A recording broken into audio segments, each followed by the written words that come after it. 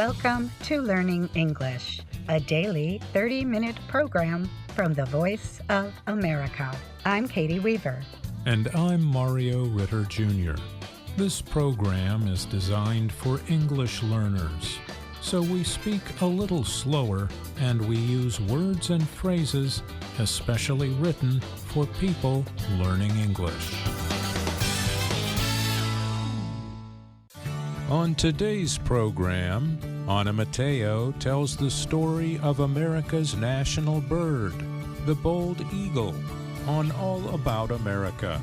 Years ago, the bird of prey seemed like it might disappear, but today it has recovered and is no longer threatened. Next, Brian Lynn reports on the successful moon landing of a private spacecraft operated by Firefly Aerospace in the state of Texas. Then, Ana is back with a story about how knitting has become popular in many places in the world as people mix the industrious pastime with movie watching in groups. Then, Jill Robbins and Andrew Smith talk about feedback on Lesson of the Day. But first, we hear from Ana. The bald eagle is a symbol of the United States. An image of the bird is on the flag and seal of the U.S. President, the seal of the U.S. Supreme Court, military insignia, as well as the dollar bill. Even so, the bird has had its ups and downs. At one time, the bald eagle was at risk of permanent disappearance or extinction. Later, however, its numbers recovered. In the early 2000s, the federal government removed the bird from its endangered species list. Culturally, too, the raptors are doing well again. In December 2024, before leaving office, Joe Biden signed legislation officially making the bald eagle the national bird of the United States. The bald eagle has a long, complex story of species weakness and recovery. An insect-killing chemical called DDT played a major part in that story. DDT is a chemical used to kill insects. The substance also proved harmful to eagle eggs. American officials banned DDT in 1972. But the use of the chemical had already caused severe damage to eagle populations. For example, in the 1980s, there was only one nesting pair of eagles in the state of New Jersey. Now there are about 300 pairs. To rebuild the number of eagles across the U.S., researchers wanting to save them imported the birds from places where their population numbers were secure, including Canada. Early on, they also removed eggs from their nests so they could safely hatch with scientists before being returned to their parents to raise, explained Kathy Clark. She is the head of New Jersey's Endangered and Non-Game Species Program. Clark has worked with the birds for many years. This includes the time when New Jersey had very few bald eagles, and they only lived in areas far from people. Clark said that she will always remember that feeling of not knowing if the species will survive. Maya Edwards is the science director at the American Bald Eagle Foundation in Alaska. She says the species represents one of the few conservation success stories of animals that came close to disappearing permanently from America. I think now it's really important to make sure people know that story and learn from it, she said. Clark said the eagles have taught officials some lessons. One is that the raptors are good at changing to fit their environment. The birds now live in parts of New Jersey that are dense with people. But the birds still face dangers in such areas.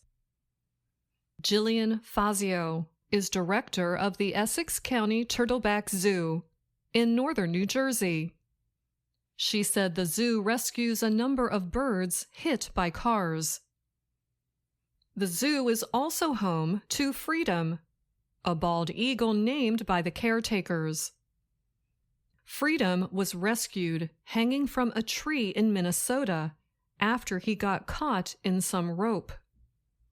He was injured so badly that he cannot be returned to the wild, Fazio said. A lack of eagle habitat and prey also threatens the species. Bald eagles feed heavily on fish, so they require clean open water in which to hunt. Disease outbreaks, such as avian influenza or bird flu, are another serious threat to the birds. The birds are highly respected by several Native American cultures as symbols of strength, especially in the Pacific Northwest, says Paul Apodaca. He is a retired university professor who specializes in stories and storytelling from different cultures. The position of eagles as symbols of the U.S. adds to their protection. Americans are always going to have that sort of personal relationship with bald eagles, said Clark, the New Jersey Department of Environmental Protection official. Dan Day is a birder. He has seen bald eagles about 50 times in recent years, both on nature walks and while driving around.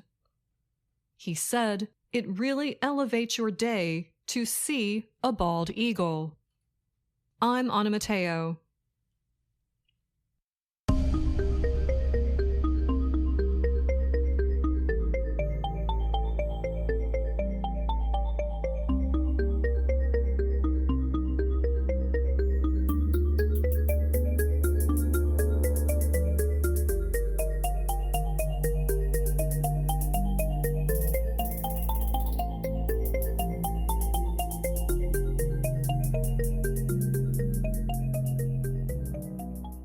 A private spacecraft carrying several science experiments has successfully landed on the moon. The lander, called Blue Ghost, was built by the American company Firefly Aerospace. The spacecraft touched down March 2nd on the part of the moon's near side called Mare Crisium. The near side of the moon is the side facing Earth. Officials at Firefly's Mission Control Center near Austin, Texas, confirmed the successful landing. The chief engineer for the Blue Ghost mission, Will Coogan, announced to excited workers, "We're on the moon." The officials said the spacecraft landed in the right position and was operating normally. The successful touchdown makes Firefly the first private company to land a spacecraft on the moon without crashing or having a major problem. Only 5 countries can claim successful moon landings: Russia, the United States, China, India, and Japan. Blue Ghost is named after a rare kind of firefly found in the U.S. The 4-legged lander is 2 meters tall and 3.5 meters wide.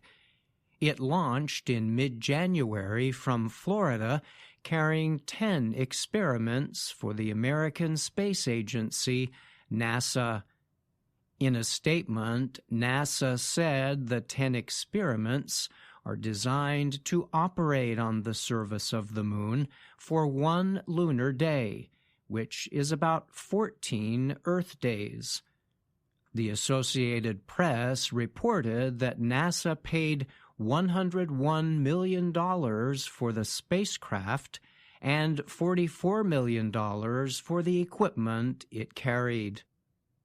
It was the third mission under NASA's Commercial Lunar Payload Services, CLPS, program. The program aims to turn over the country's major space missions to private companies to reduce costs. Several other companies are part of the program. Another lander, called Athena, is set to attempt a moon landing on March 6th. That 4-meter-tall spacecraft was built and operated by Houston-based Intuitive Machines. It will land on another part of the Moon, about 160 kilometers from the lunar South Pole. A third lander from private Japanese company iSpace will attempt a moon landing in about 3 months. The lander, called Resilience, shared its rocket ride with Blue Ghost, but it took a longer path to the Moon. The company is also attempting to land on the Moon for the second time. Its first lander crashed in 2023. NASA has said it aims to have 2 private landers launched to the Moon each year, realizing some missions will fail. The space agency's top science officer is Nikki Fox.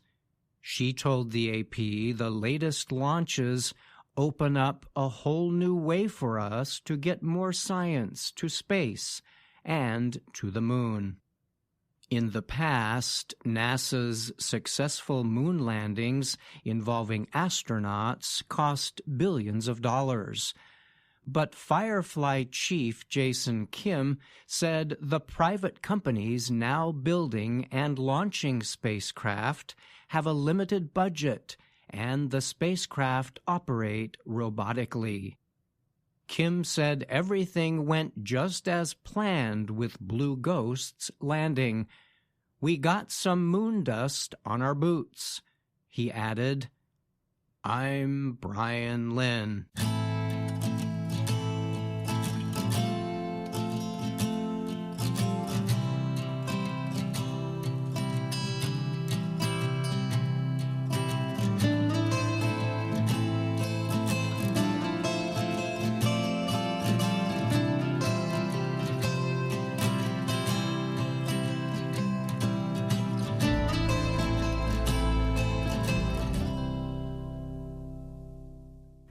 Nearly 200 people in Vienna, Austria, gathered recently to enjoy 2 fun activities at the same time. They worked with needles and yarn, and they watched a movie together called The Devil Wears Prada. It sounds a bit like a grandmother, but it's relaxing. And what's wrong with letting the grandmother in us express herself, joked Austrian Alexander Koch. He is a 28-year-old who crochets. Knitting or crocheting while watching movies has gained popularity in Europe. Louisa Palmer was one of the organizers of the event. Palmer said that during the COVID-19 pandemic, a lot of people started knitting during the lockdown alone at home. Palmer launched the knitting evenings once a month at Votive Kino, a place to watch movies in the center of the Austrian capital. Now we need to find ourselves in real life. the 30-year-old told the French news agency, AFP, before the event. People are knitting, eating, or even breastfeeding babies while watching a movie. This movement is the latest attempt to add different things to the movie-watching experience, said Lisa Stoltz. She is a spokesperson for Votive Kino, the movie house. To avoid knitting mistakes, a soft light remains on during the movie. This also helps to increase exchanges between the attendees.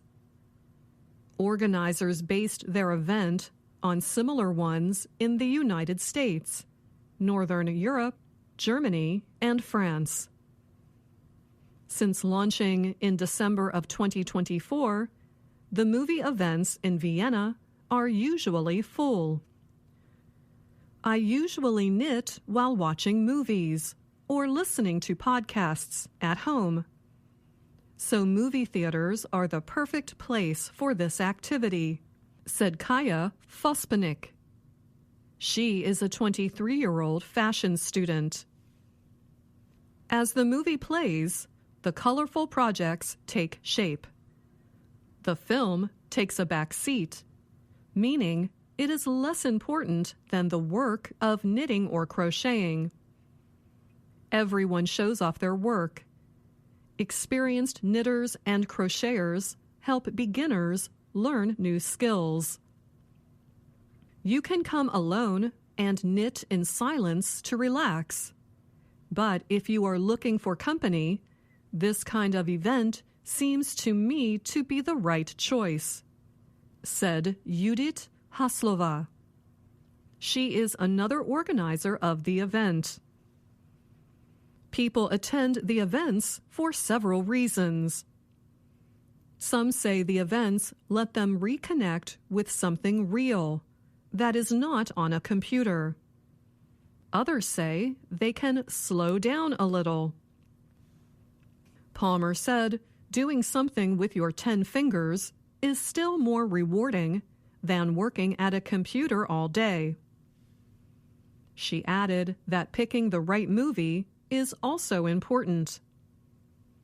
Palmer likes to watch a good cozy comedy that she has already seen. She joked that it is best to avoid scary movies. They can make you jump, causing you to lose your place in your knitting. I'm Anna Mateo.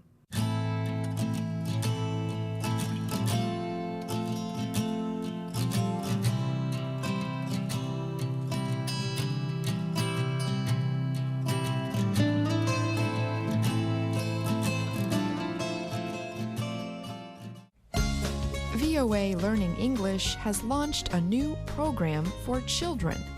It is called Let's Learn English with Anna. The new course aims to teach children American English through asking and answering questions and experiencing fun situations. For more information, visit our website, learningenglish.voanews.com.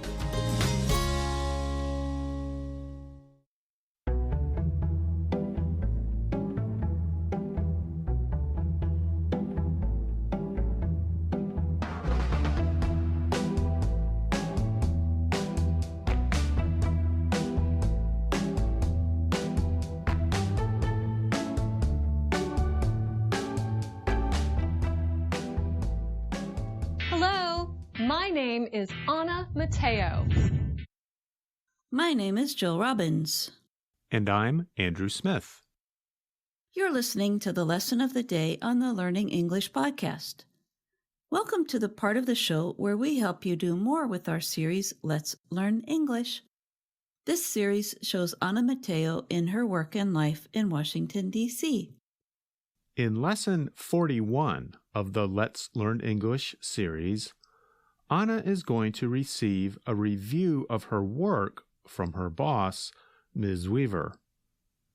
A work review often lets an employee know what they are doing well and what they could improve. That means Ms. Weaver will give Anna some feedback. Andrew, I think feedback is an important word to know, especially as it relates to work or job performance. I agree.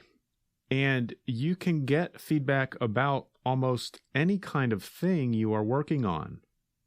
For example, if you write a paper for school, or if you write a song or draw a picture, another person can tell you what they think about your paper, song, or picture. When we give someone feedback, we usually point out what we think they have done well and some things we think they could change to make it better.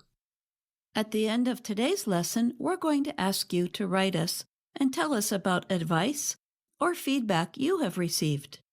And we'll also invite you to give advice about ways people can improve their English. But first, let's see what Ms. Weaver tells Anna. Anna, hello. Hello. Sit down. As you know, at the start of a new year, we have a work review. Yes, it's time for mine. Yes. Anna, this chart shows the audience of the time-traveling treehouse. If you look at it, you will see something bad. Your audience is going down, down, down. Ms. Weaver, I think the chart is upside down. Here, let's flip that around. Now it's right side up. If you look at this chart, you will see something good. Your audience is big. Good. But not big enough. Not good. I want to see these numbers go up and up and up. It sounds like Ms. Weaver is very ambitious. That's spelled A-M-B-I-T-I-O-U-S.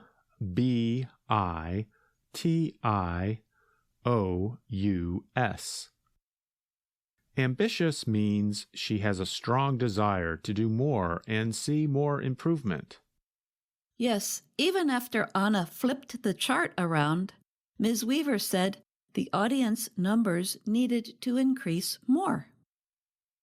And let's talk about this word flip. We can flip things around in a physical sense, but we also talk about flipping ideas around. When you flip an idea around, that means you try to think about things in a different way or an opposite way. Right. For example, many people might think that living in a big house would be better than living in a small house. But we can flip this idea around and say that living in a small house would be better because a small house costs less and there is less work to do to keep it clean, and perhaps for some other reasons. We flip something over like a piece of paper, or like flipping an egg over to cook it on both sides. And when we flip something around, that means we rotate or turn it the way Anna turned her chart. And if something is upside down, we turn it to make it right side up. And here's where we have another expression. We can talk about the world being turned upside down.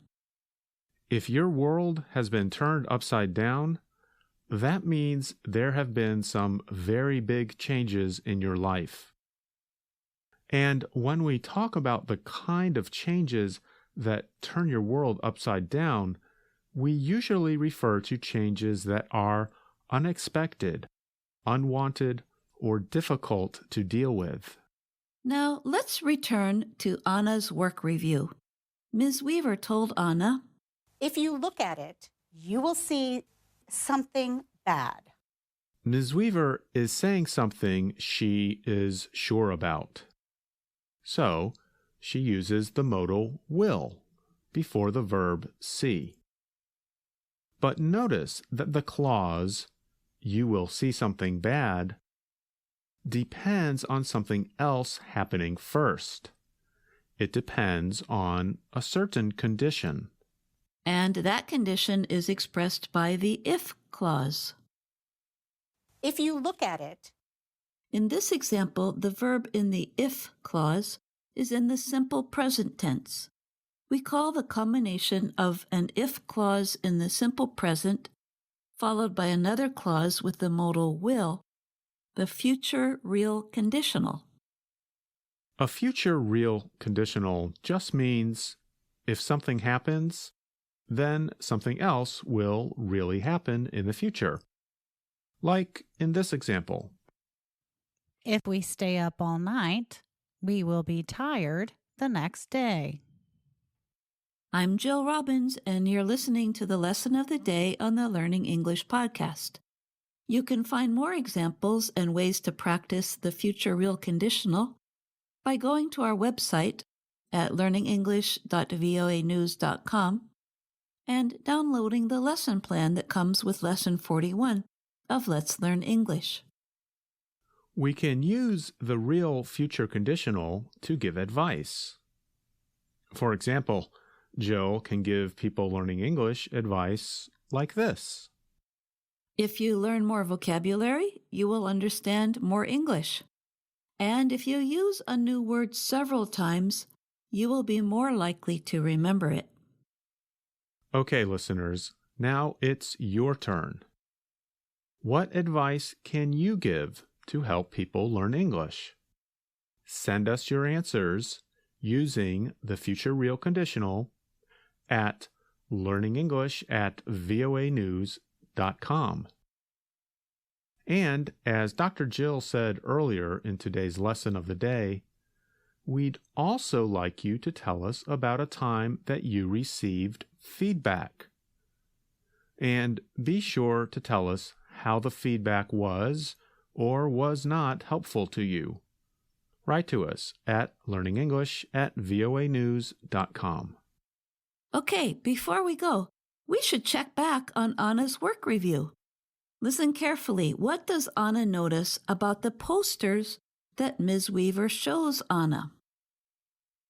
I want to see these numbers go up and up and up. How, Ms. Weaver? I have something. Idea posters. You really ought to think seriously about them. I like this one. Read it, please. If at first you succeed, you will be a success. Well, it's a cute cat. Here's another one. I like it. Working hard looks hard because it really is hard. I see. It's another cute cat. This is my favorite.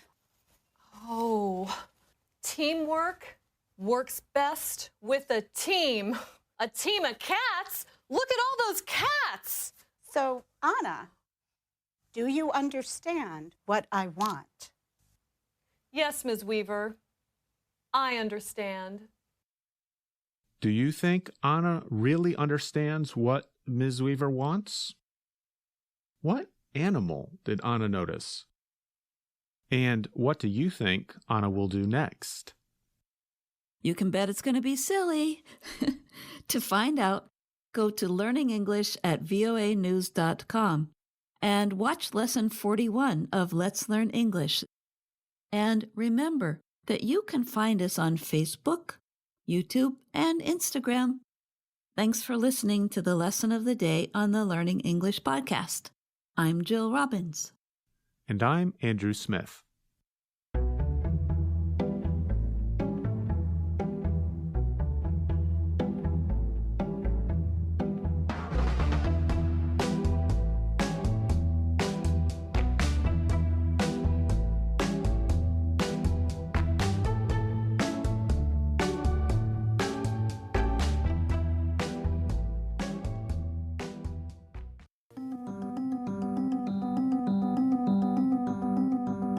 That's our show for today.